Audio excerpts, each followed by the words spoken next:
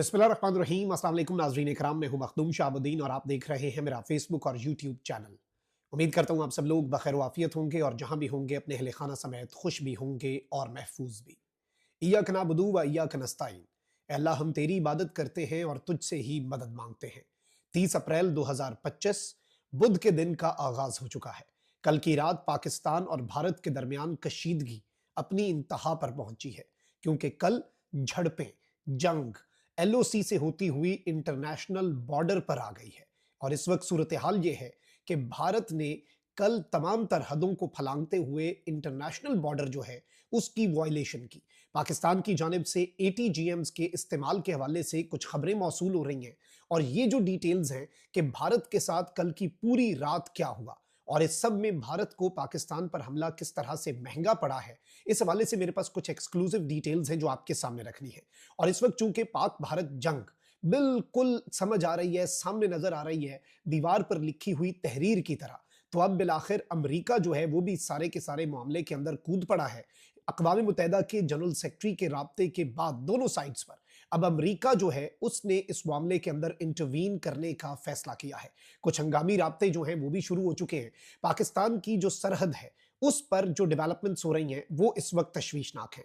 और सूरत हाल क्या है, मैं पहले आपको ये बता दूं कि इस वक्त भारत की जानिब से मुख्तलिफ सेक्टर्स जो हैं वहां पर बिला इश्ताल फायरिंग की गई। सबसे पहले जरा जो डिटेल्स हैं और डेवलपमेंट्स जो हैं उन्हें समझ लें। कल जो है पाक भारत कशीदगी की छठी रात थी। इससे पहले 5 रातें एलओसी के ऊपर मुख्तलिफ मकामात पर भारत ने बिला इश्ताल फायरिंग की। एलओसी जो है वो लाइन ऑफ कंट्रोल है, ये एक फर्जी लकीर है जो कि ऑब्वियसली डिस्प्यूटेड है। इंटरनेशनल बॉर्डर जो है पाक भारत, वो एक बिल्कुल आप कह लें कि इंटरनेशनली रिकग्नाइज्ड, और दोनों साइड्स उसे रिकग्नाइज करती हैं, वो इंटरनेशनल बॉर्डर बहुत डिफरेंट है। 5 रातें लगातार एलओसी के ऊपर सीज फायर वायलेशंस हुई। अब छठी रात जो है वो इंटरनेशनल बॉर्डर के ऊपर भारत ने पाकिस्तानी साइड के ऊपर बिला इश्ताल गोला बारूद जो है वो बरसाया। लेकिन इस सब में भारत को हमला ये महंगा पड़ा। पाकिस्तान एयरफोर्स का कल रात किरदार क्या रहा है, उस हवाले से ऑन ग्राउंड सूरत हाल क्या है, वो भी मेरे पास कुछ डिटेल्स आई हैं। लेकिन पहले आप जरा इस पूरे सिनेरियो को समझें कि भारत जो है वो 5 रातों तक एलओसी के ऊपर फायरिंग करता रहा। आईएनएस विक्रांत जो है वो पानियों में आया, और यहां से इंडियन एयरफोर्स जो है वो अंदाजा लगाती रही कि पाक एयरफोर्स इस वक्त किस कैपेबिलिटी पर है। लेकिन पाकिस्तान ने इन तीनों महाजों पर इंडिया को धूल चटा दी। फिर कल के दिन में जो मीटिंग्स हुई, जो कि बिलाखिर भारत के वजीर आजम हाउस के अंदर नरेंद्र मोदी ने सारे सर्विसेज चीफ्स को बुलाकर उन्हें ऑर्डर्स जारी कर दिए कि जो कर सकते हैं कर लो, अब बस हमारी बस हो गई है। और क्योंकि ऑब्वियसली प्रेशर है और कर भी कुछ नहीं पा रहे, तो उन्हें फ्री हैंड दिया। फिर उसके बाद आरएसएस के सरबराह के साथ भी मुलाकात हुई। आज का दिन नरेंद्र मोदी सीसीएस, जो कमेटी फॉर कैबिनेट की कमेटी है फॉर सिक्योरिटी, उसकी मीटिंग बुलाने जा रहा है। और इस मीटिंग में 3-4 वज़रा एक्स्ट्रा आ रहे हैं, जिसमें हेल्थ मिनिस्टर है, जिसमें ट्रांसपोर्ट मिनिस्टर है, रेलवे मिनिस्टर है। यानी भारत इस जंग को लंबा चलाना चाह रहा है, और इसमें ट्रांसपोर्टेशन जो चल रही है और दीगर लॉजिस्टिक्स का मामला वो भी इंपॉर्टेंट है। मैंने कल ही आपको खबर दे दी थी कि भारत जो है वो पाकिस्तान की जो सियालकोट वाले सरहद है वहां पर अपने टैंक पहुंचाना शुरू हो चुका है। वहीं से हमें अंदाजा हो गया था कि भारत जो है वो अब इंटरनेशनल बॉर्डर जो है उसकी वायलेशंस भी करेगा। अब 5 जो चीजें हुई हैं, पहले तो आप अंदाजा करें कि 5 जो रातें थी उसमें पाकिस्तान ने मुंह तोड़ जवाब दिया। फिर कल सुबह पाकिस्तान ने भारत की चौकी जो है उसे न्यूट्रलाइज किया। अब भारत जो है उसने पाकिस्तान की जो इस वक्त आप देखें कि वर्किंग जो बाउंड्री और इंटरनेशनल बॉर्डर है उसकी वायलेशन की। और उसकी वायलेशन का मतलब यह है कि इसने भारत ने पाकिस्तान के मुख्तलिफ सेक्टर्स के ऊपर कब्जा करने की कोशिश की। अब ये जो कब्जा करने की भारत ने कोशिश की है ये बहुत अलार्मिंग है, इस चीज को आप समझे, क्योंकि पाकिस्तान की तरफ से भी फिर भरपूर जवाब दिया गया। जंग जो है वो पाक भारत इंटरनेशनल बॉर्डर पर गई एलओसी से, और भारत ने अखनूर छंब सेक्टर पर सीज फायर की खिलाफ वर्जी की।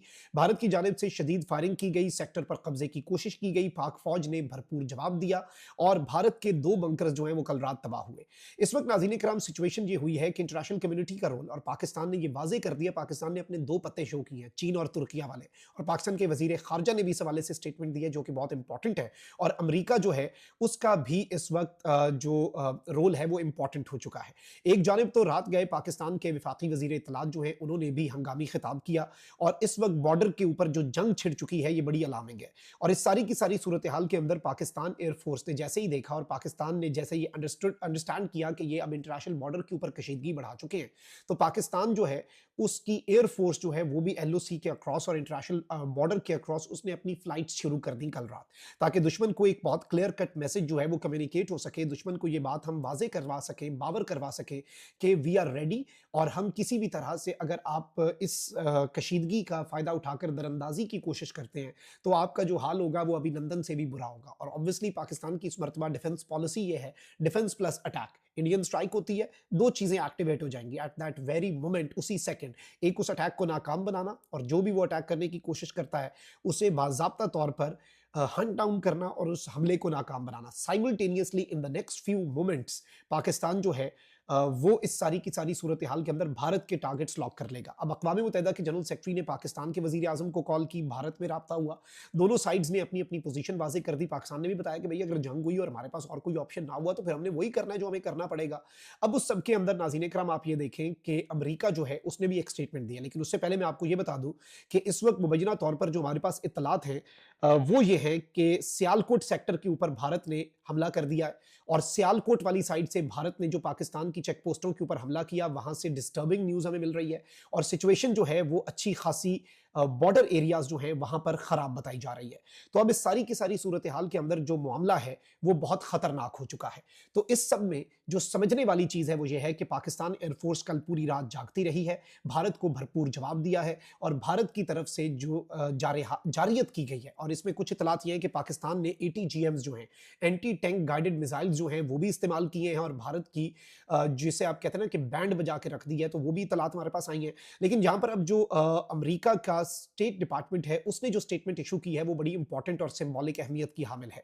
अब नाज़रीन इकराम, यहाँ पर पहली मरतबा अमेरिका ने डी एस्केलेशन की बात की है, क्योंकि इससे पहले डोनाल्ड ट्रंप ने कहा था कि जो करना है करो, जैसे करना है करो, और जिस तरह से करना है करो, हमें कोई फर्क नहीं पड़ता। तो अब इस सब के अंदर मैं आपको ये बता दूं कि अब जो स्टेटमेंट आई है वो बड़ी डिफरेंट है, और अमेरिका ने भी सिचुएशन को भांप लिया है, और अमेरिका के स्टेट डिपार्टमेंट ने कहा है कि we are in communication with both India and Pakistan urging restraint and de escalation.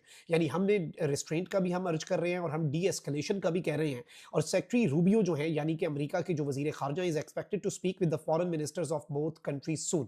America के वजीर खारजा भी बहुत जल्द दोनों मुल्कों के वज़राए खारजा को कॉल करके डी एस्केलेशन और रिस्ट्रेंट और सब्र तहम्मुल का मुजाहरा करने की तंबीह करेंगे, उन्हें ये मशवरा देंगे।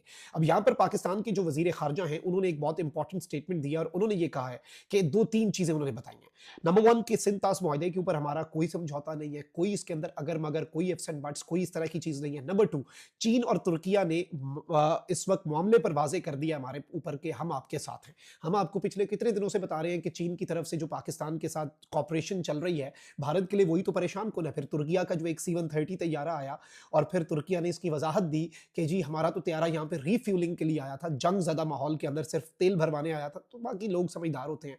इवन अजरबैजान जो है बरादर इस्लामी मुल्क, उसने भी कहा है कि हमारी फौज आपके डिस्पोजल पे है, हमारी फौज को जिधर जैसे जहां मर्जी जिसके मर्जी खिलाफ आप डिप्लॉय कर दें, आप लगा दें, हमारी फौज आपके लिए तैयार है। और इस सबके अंदर आपको पता है कि बेरख्तार TB2 ड्रोन जो है वो पाकिस्तान के पास आ चुके हैं। आकिंजी ड्रोन जो है उसका जो लेटेस्ट वेरिएंट है उसके पाकिस्तान को हासिल होने की इत्तलात जो है वो भी हमें मौसूल हो चुकी हैं।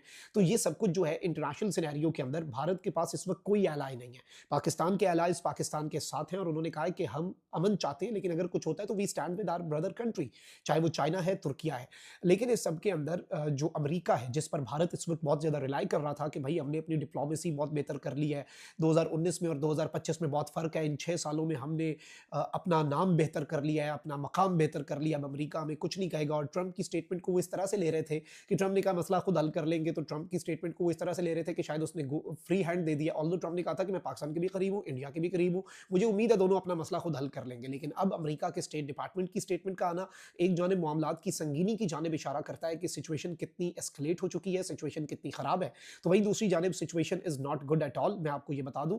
और भारत जो है वो इस वक्त कुछ न कुछ जरूर करने जा रहा है, और सिचुएशन खराब होगी, और भारत लंबी जंग छेड़ने का इस वक्त प्लान कर रहा है। और सियालकोट सेक्टर के ऊपर जो भी हुआ है कल रात, उस हवाले से हम मजीद इंफॉर्मेशन गैदर करने की भी कोशिश कर रहे हैं, क्योंकि Sialkot, mark my word, Sialkot जो है वहां पर कुछ चीजें जो डिस्टर्बिंग न्यूज है वो भी हमें सियालकोट सेक्टर से रिसीव हुई हैं, विच इज़ वेरी अलार्मिंग। और जारी बात है, अल्लाह ताला रहम करे, और पाकिस्तान की अफवाज जो है वो इस वक्त मुकम्मल तौर पर जागी हुई हैं, लेकिन सिचुएशन जो है वो इस वक्त ज़्यादा कोई अच्छी नहीं है। कमेंट सेक्शन में राय का इज़हार ज़रूर करें। अपना बहुत ख्याल रखें। निगबान पाकिस्तान जिंदाबाद।